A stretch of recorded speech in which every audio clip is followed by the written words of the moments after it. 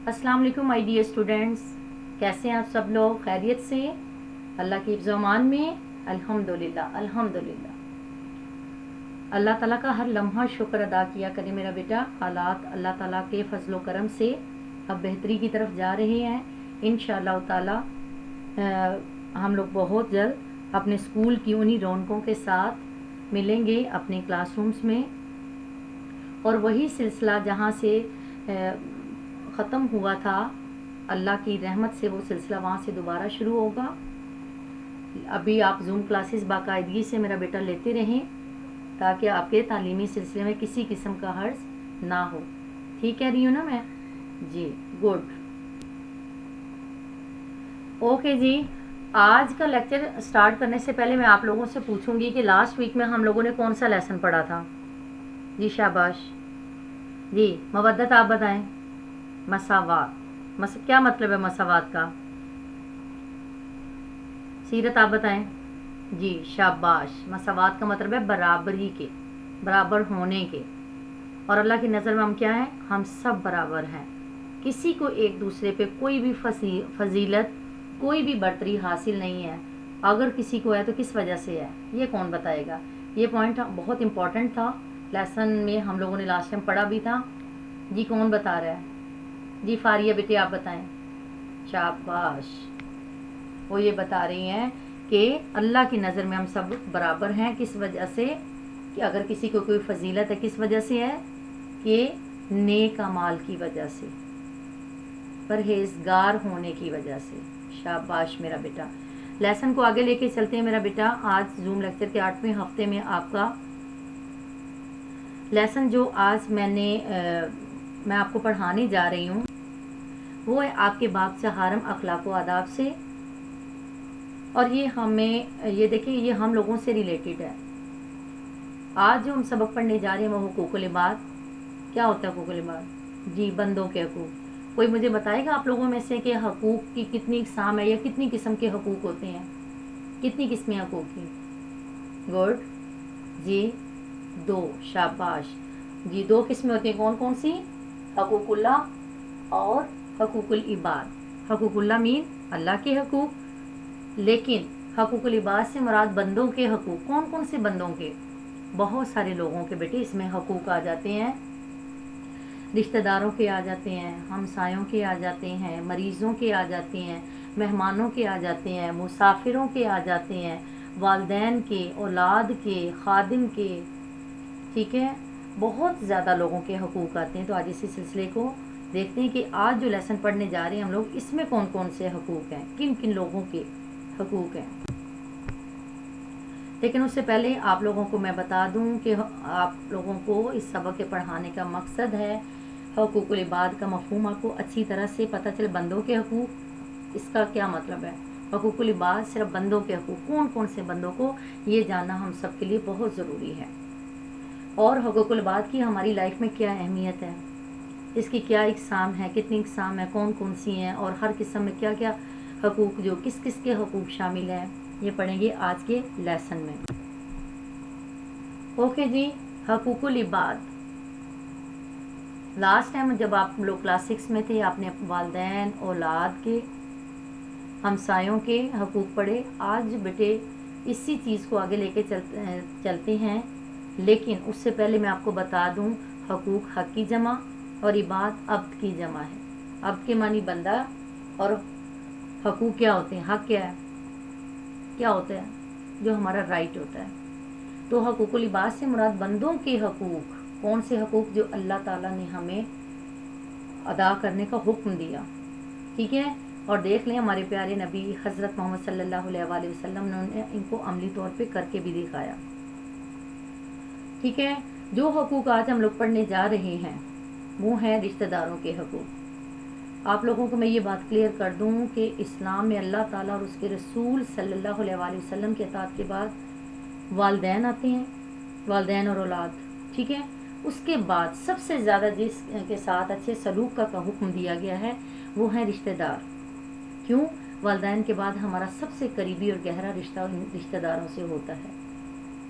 ठीक है, अल्लाह ताला ने उनके हकूक़ की अदायगी का हुक्म दिया है اور یہ بھی کہا کہ جب بھی اللہ تعالیٰ کی راہ میں کچھ خرچ کرو تو کوشش کرو کہ سب سے پہلے اپنے رشتہ داروں کو دو. ٹھیک ہے. اللہ تعالیٰ قرآن مجید میں فرما رہا ہے رشتہ داروں کو اس کا حق دو. ہمارے نبی کریم صلی اللہ علیہ وآلہ وسلم کیا فرما رہے ہیں اس سلسلے میں؟ ہمارے نبی کریم صلی اللہ علیہ وآلہ وسلم کا ارشاد ہے کہ جو شخص یہ چاہتا ہے کہ اس کو رزق میں کشادگی ہو اور اس کی عمر دراز ہو تو اسے چاہیے کہ صلہ رحمی کرے، رشتہ داروں کے ساتھ تعلق جوڑ کر رکھے. اب رشتہ داروں کے حقوق کون کون سے ہیں یہ کلیئر کرتے ہیں آپ کو. کیا ہے؟ ان سے اچھا سلوک کیا جائے، ان کی مالی مدد کی جائے، وراثت میں اگر کوئی حصہ ہے تو انہیں دیا جائے. ٹھیک ہے. ان کے دکھ مصیبت پریشانی میں شامل ہوا جائے. اگر وہ آپ کے گھر پہ آتے ہیں تو آپ اچھی طرح سے ان کی خاطر تواضع کریں. اگر ان کے گھر میں اللہ نہ کرے کسی کی وفات ہو جاتی ہے تو آپ افسوس کے لیے جائیں، خوشی پہ مبارکباد کے لیے جائیں. ٹھیک ہے. اللہ تعالیٰ نے کہا ہے کہ جو رشتہ داروں سے قطع تعلق کرتا ہے تو پھر وہ اللہ تعالیٰ کی نظر میں تو ناپسندیدہ بندہ بن جاتا ہے. اور ہم نے کوشش کرنی ہے کہ جو حقوق ہمارے رب نے ہمیں بتائے ہمارے رشتہ داروں کے ان کو اچھی طرح سے ادا کریں. اب جی سیکنڈ پہ آ رہا ہے ہمارا مہمانوں کے حقوق. مہمان اللہ تعالیٰ کی رحمت ہوتے ہیں. بڑی مزے کی آپ کو بات بتاؤں، مجھے خود بڑا اچھا لگا. اللہ تعالیٰ نے حضرت ابراہیم علیہ السلام کو جن خوبیوں سے نوازا تھا ان میں سے ایک یہ بھی تھی وہ انتہا کے مہمان نواز تھے.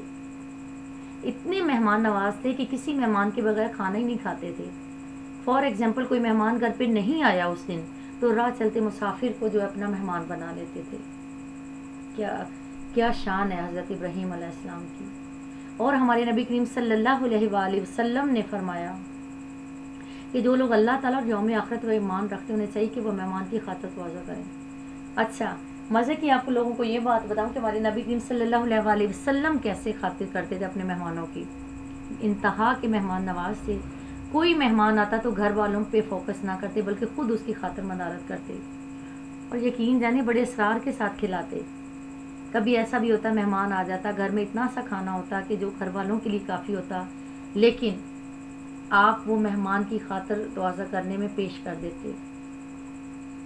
سبحان اللہ، ماشاء اللہ، قربان جائیں اس عظیم ہستی پہ. اوکے جی، یہ تھے مہمانوں کے حقوق. کیا ہیں مہمانوں کے حقوق؟ ہمیں چاہیے ہاں ٹھیک ہے کہ صحیح مسلم میں ہمارے پیارے نبی صلی اللہ علیہ وآلہ وسلم نے فرمایا کہ مسلمانوں کے لیے جائز نہیں ہے کہ وہ اپنے بھائی کے یہاں اتنا ٹھہر کے اس کے گناہ گار کر دے. اور لوگوں نے پوچھا یا رسول اللہ صلی اللہ علیہ وآلہ وسلم گناہ گار کیسے کرے گا؟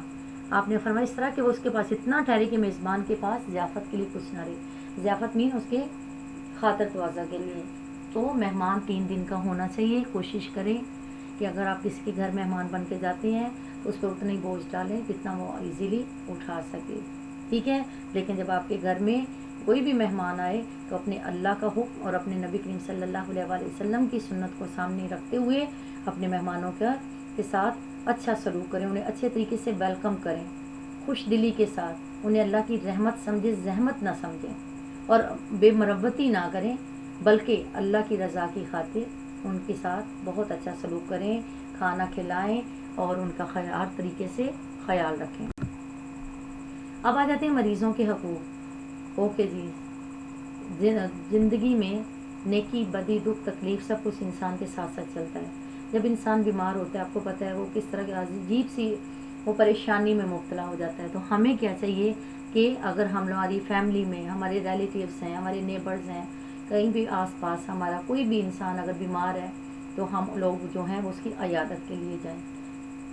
اس کے لیے میں آپ لوگوں کو بتا دوں کہ نبی کریم صلی اللہ علیہ وآلہ وسلم نے ارشاد فرمایا کہ جو بھی مسلمان کسی دوسرے مسلمان کی صبح کے وقت عیادت کرتا ہے تو شام تک 70,000 فرشتے اس کے لیے دعا کرتے ہیں. اندازہ کریں. اور اگر شام کو عیادت کرنے جاتا ہے تو بھی صبح تک 70,000 فرشتے اس کے حق میں دعا کرتے ہیں اور اس کے لیے جنت میں تر و تازہ اور پکے ہوئے پھل ہیں. اتنی زیادہ یعنی کہ اتنی زیادہ جو ہے وہ کیا ہے اس کی فضیلت ہے کسی بیمار کی عیادت کرنے کی. لیکن ہمدردی تو کی جائے، تیمارداری بھی کی جائے، بہت اچھی بات ہے، لیکن کس طریقے سے کی جائے وہ یہاں پہ ہم لوگ دیکھتے ہیں. مختصر وقت کے لیے اس کے پاس جائیں، پیشنٹ کے پاس، اس کی طبیعت کا پوچھیں، اس کے علاج کا، اس کے معالجے کا، یعنی کہ آپ ٹریٹمنٹ کروا رہے ہیں کہ نہیں، ڈاکٹر کو چیک کروایا کہ نہیں، میڈیسن لی کہ نہیں، اور پھر اس کی حوصلہ افزائی کریں کہ اللہ تعالیٰ نے آج یہ تمہیں بیماری دی تو انشاءاللہ تعالیٰ وہ شفا بھی دے گا. ٹھیک ہو گیا. اور بعض دفعہ ایسا ہوتا ہے کہ بیماری لمبی ہو جاتی ہے تو مریض جو وہ تنگ آ جاتا ہے. ٹھیک ہے. تو ایسے میں کیا کرنا چاہیے؟ بیمار پرسی کرنے والے کو، مین جو عیادت کے لیے جاتا ہے، اسے چاہیے کہ اسے صبر سے اور اس سے پر ملنے والے اجر کی اسے تلقین کرے، اسے صبر کی تلقین بھی کرے کہ انشاءاللہ تعالیٰ تم صبر کرو. ٹھیک ہے. اور اسے اس صبر کے ملنے پر جو اجر اسے ملے گا صبر کرنے پر، وہ بھی اس کو، یعنی کہ اس کی بھی یاد دہانی کرے. خود بھی اس کے لیے دعا کرے. بیماری جو ہے اللہ تعالیٰ کی طرف سے ہوتی ہے، بیماریوں سے بچانے والے بھی اللہ تعالیٰ کی ذات ہے.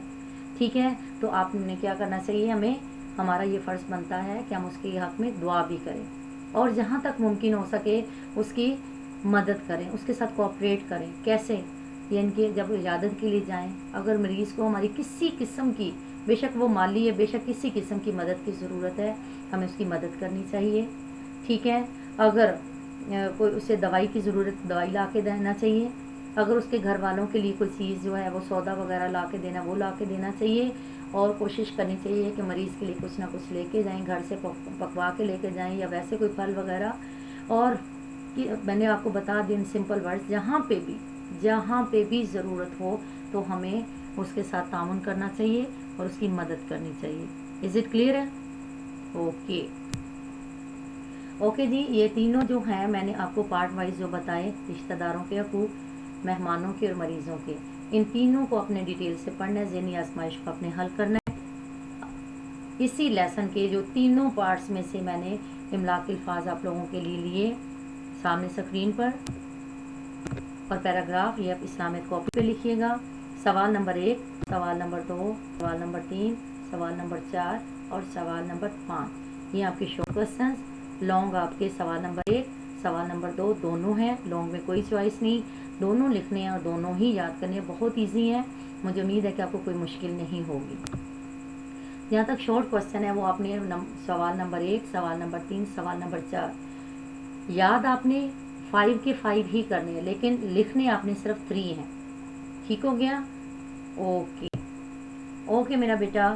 اب یہاں پہ آپ لوگوں سے اجازت چاہوں گی. امید کرتی ہوں کہ آپ کو سبق اپنے دھیان سے سنا ہوگا، سمجھا ہوگا، اور ان چیزوں کو میرا بیٹا اپنی زندگی میں بھی اپلائی کیا کریں. اپنا بہت سارا خیال رکھیں اس دعا کے ساتھ کہ بشرط زندگی میرے رب نے چاہا ملیں گے ایک نئے سبق کے اور نئی کلاس میں انشاءاللہ تعالی. تب تک کے لیے خدا حافظ.